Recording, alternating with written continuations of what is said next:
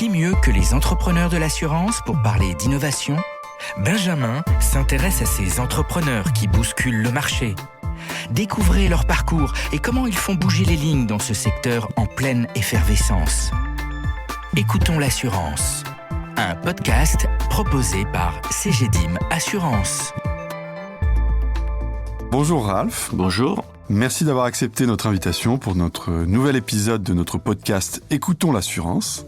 Alors Ralph, tu as commencé ton parcours professionnel en 1996 dans l'assurance. Ensuite, tu es passé par le conseil pour rejoindre à partir de 2001 l'univers des startups. Tu en as d'ailleurs créé plusieurs. Et en 2020, tu as créé Achille, le néo-assureur. Alors, ma première question, ça va être plus sur ton expérience. Est-ce que tu pourrais nous en dire plus sur ton parcours dans l'assurance ? Donc, moi, je viens d'un milieu baigné dans l'assurance, puisque mon papa était assureur et mon frère était dans l'assurance aussi. Donc, quand moi, j'ai fait des études de maths appliquées, que je devais m'orienter plutôt vers de l'actuariat, et j'ai fait un stage dans la compagnie où travaillait mon papa qui s'appelait PFA, Préservatrice Foncière Assurance. Et en fait, j'y suis resté. Je suis rentré à la direction marketing, où j'étais ce qu'on appelle data scientist de l'époque. J'étais l'expert en Excel. Et à la suite de ça, j'ai demandé à voir le terrain. Et je suis devenu agent général d'assurance mandaté par la compagnie, ce qu'on appelait chargé de mission. Et je me suis mis à gérer des agences pour pouvoir bien comprendre le terrain, et ça m'a plu énormément. Donc ça a duré de 96 à 98, 99. D'accord. Et pourquoi tu as créé Achille et d'où t'est venue cette idée ? Et d'ailleurs, est-ce que tu peux nous en dire plus sur le nom Achille ? Oui, je peux d'autant plus en parler que c'est pas moi qui l'ai trouvé. Ça vient pas de moi et je le trouve canon, ce nom. Donc c'est Francky Desfossés, mon associé, qui a trouvé ce nom-là. Donc en fait, notre premier investisseur, la première personne qui a cru en nous, c'est Xavier Niel. La société mère de Xavier Niel, c'est Iliad. Et Achille est un héros de l'Iliade, donc on cherchait un prénom pour le site. On a choisi Achille. Selon toi, quelle est l'expérience qui t'a le plus aidé pour la réussite de ce projet entrepreneurial ? La chose importante dans un projet aussi gros que celui-là, c'est qu'il faut plusieurs expériences. Et ça a été la somme de tout ça qui a fait que ça a marché. Mon expérience assurantielle la plus importante, c'est quand j'étais agent général et que j'étais sur le terrain et que j'ai vendu des contrats, géré des sinistres, fait la compta, géré des collaborateurs et autres. Donc ça apprend pas mal sur l'assurance. Ensuite, j'ai eu mon expérience marketing digital qui est très importante pour que ça puisse marcher. Et une expérience très tech de conseil, système d'information qui permet aussi de lier tout ça. Donc en fait, je dirais que c'est l'ensemble de ma carrière, entre guillemets, qui a fait que j'en suis là aujourd'hui avec Achille. Donc c'est l'ensemble de ta carrière, la combinaison de la tech, du marketing et du terrain, oui, qui a fait de toi cet entrepreneur à succès.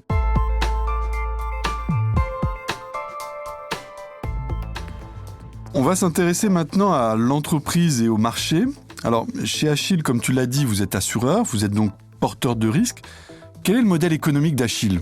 Le modèle économique d'Achille, donc Achille, on est un assureur, on a eu notre agrément en mai 2021, on a vendu notre premier contrat en juillet 2021. Le modèle économique d'Achille, c'est le même depuis le premier jour. Donc on n'a pas fait de pivotement de modèle ou on n'a pas changé notre ligne directive. Aujourd'hui, Achille, 50% de son activité, c'est du B2C, c'est le site achille.com. Donc les gens viennent sur notre site et achètent de l'assurance. Aujourd'hui, c'est de l'habitation, de la santé, du chien-chat, de l'auto et de la P&O qu'ils peuvent trouver sur notre site. Et 50 autres % de notre activité, on est un assureur traditionnel, on fabrique des contrats pour le compte de tiers, donc on travaille aujourd'hui pour des courtiers grossistes, pour des mutuelles, pour des assureurs, pour pas mal de monde. Aujourd'hui, on leur fournit des contrats, et là, du fait de notre avance technologique et du fait de notre façon de travailler, maintenant il y a des gens qui nous demandent nos outils, qui nous demandent de la marque blanche, donc ça va être un autre axe de développement d'Achille pour le futur. Déjà au présent, on en fait déjà pas mal. Alors tu as commencé à le dire, mais finalement, qu'est-ce qui différencie Achille des autres assureurs et quels sont vos produits et les services phares ? Alors, ce qui peut différencier Achille d'un autre assureur, déjà, c'était à l'époque où on a commencé à créer Achille, il y a beaucoup de gens qui créaient des compagnies d'assurance ou qui créaient des MJ en assurance, mais qui venaient pas du monde de l'assurance. Et je pense que c'est un milieu qui est assez particulier et je pense qu'il faut bien connaître ce milieu pour pouvoir bien s'y lancer. Donc je pense que la plus grande différenciation, c'est que j'avais 30 ans d'expérience dans l'assurance, qui est quand même assez important quand on fait ce genre de choses. Autre chose, Francky, mon associé, et moi, on est des experts du marketing digital. Et si tu sais pas acheter du client, ben tu peux pas réussir dans ce domaine-là. Et la tech aussi, avoir une bonne vision tech et pouvoir faire la chose. Donc aujourd'hui, Achille, c'est à peine 50 personnes pour 600 000 clients. Si on était une compagnie traditionnelle, on serait 350 ou 400 pour ce même nombre de clients. Et ben c'est du process, de la tech et du bon sens.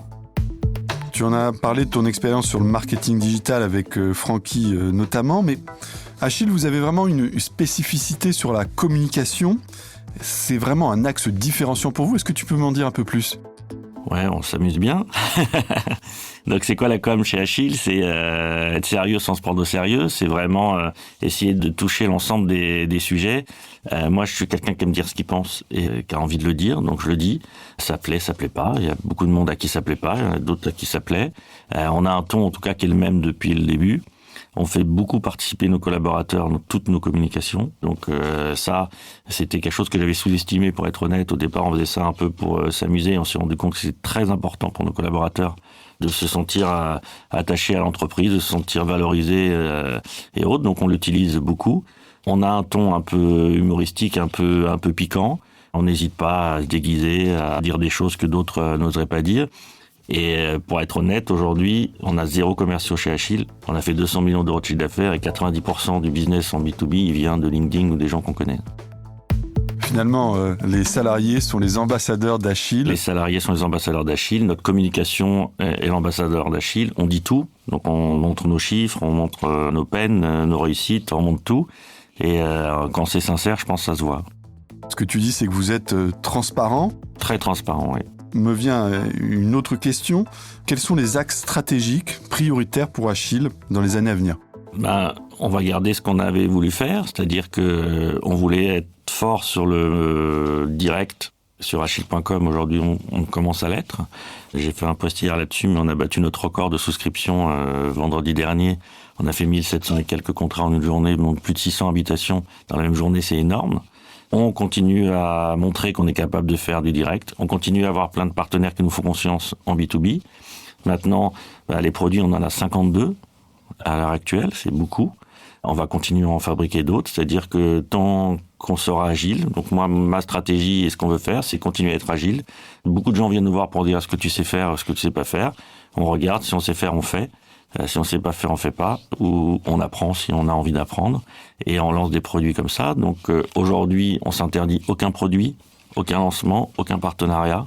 On s'est lancé international depuis la semaine dernière. On a lancé Portugal, Espagne avec un gros acteur de la vente de meubles dans la péninsule ibérique pour laquelle on fait l'extension de garantie. On a fait des demandes de LPS pour d'autres pays, la Pologne, l'Italie et l'Irlande. Donc on a des projets là-dedans, on a déjà des contrats qu'on a déjà signés, qu'on est en train de développer. Donc voilà, on va rien s'interdire. Sky is the limit. On va aller là où on peut. Donc flexibilité, agilité, plus des ambitions européennes et, comme tu dis, peut-être mondiales alors. En fait, on va pas les chercher, on nous les propose et quand ça nous convient, on le fait. Et donc, on va continuer à se développer de cette façon-là. On vient nous chercher aujourd'hui parce qu'on est agile et parce qu'on peut répondre vite. Quand quelqu'un vient nous solliciter aujourd'hui chez Achille, en 2 semaines, 3 semaines, 1 mois, on a fabriqué un produit, il a CCG, il a CCP, il a son outil, il a son API, il a tout ce qui marche. C'est 10-18 mois avec un assureur traditionnel aujourd'hui, donc ils viennent nous voir un peu plus souvent que d'habitude. Et voilà, c'est comme ça qu'on se développe. Donc on va continuer à faire ce qu'on fait là aujourd'hui. Et moi, si ça continue comme ça pendant longtemps, je signe. Comme tu dis, Ralph, si ça continue comme ça, tu signes.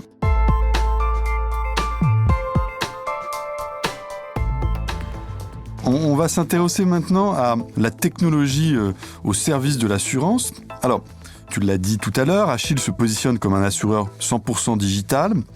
Quelles sont les principales innovations que vous avez mises en place pour améliorer l'expérience client ? Alors, il y en a beaucoup et pas beaucoup. Je ne vais pas dire que j'ai révolutionné l'assurance, on a révolutionné le service client, on a inventé des choses incroyables. C'est pas vrai. On utilise les technos d'aujourd'hui, que des gens n'ont pas. On a la chance d'être un nouvel assureur. On s'est lancé en juillet 2021. Donc, notre système d'information, il a 3 ans. Donc, il était déjà aguerri aux technos d'aujourd'hui. Et beaucoup de bon sens. Je pense que dans certains endroits, on a oublié le bon sens, dans le service client et dans plein de choses. Et donc, qu'est-ce qu'on a ajouté aujourd'hui ? Un UX ultra puissant. C'est à la création d'Achille, on était 6 collaborateurs. Il y avait 3 UX designers. Donc, 50% de l'équipe, c'était que de l'UX design, pour faire en sorte que quand la personne elle arrive sur le site, elle puisse souscrire rapidement. Aujourd'hui, j'ai 70% de mes clients qui souscrivent sans que je leur parle. En moins de 2 minutes, ils viennent, ils prennent leur assurance, ils ont leur CP, ils ont leur attestation, ils rentrent chez eux, et je leur ai même pas parlé, on n'a même pas eu de contact avec eux. 70%, c'est beaucoup. C'était le but recherché d'Achille.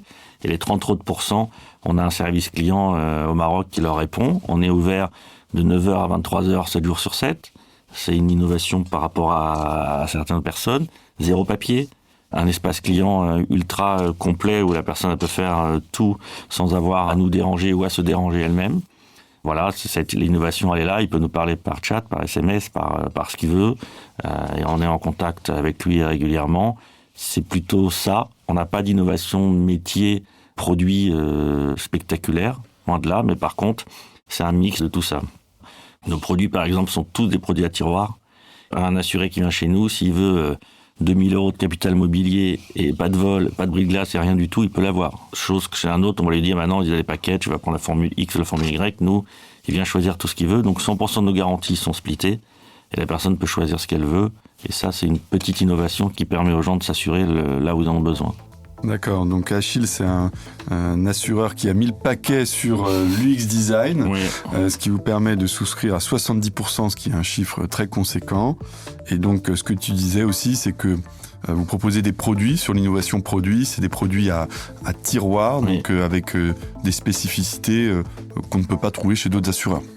Oui, des splits qu'on peut pas trouver plus que des spécificités. Oui. C'est-à-dire qu'aujourd'hui, je prends l'assurance chien-chat, tu peux prendre que la maladie, tu peux prendre que l'accident, tu peux prendre maladie plus accident, mais pendant des années, c'était maladie pour accident pour tout le monde. Donc moi, j'ai un chat à Paris qui a jamais vu un trottoir de sa vie.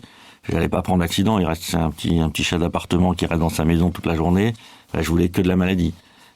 C'est des petits détails comme ça qui font qu'on a créé des produits un peu différenciants.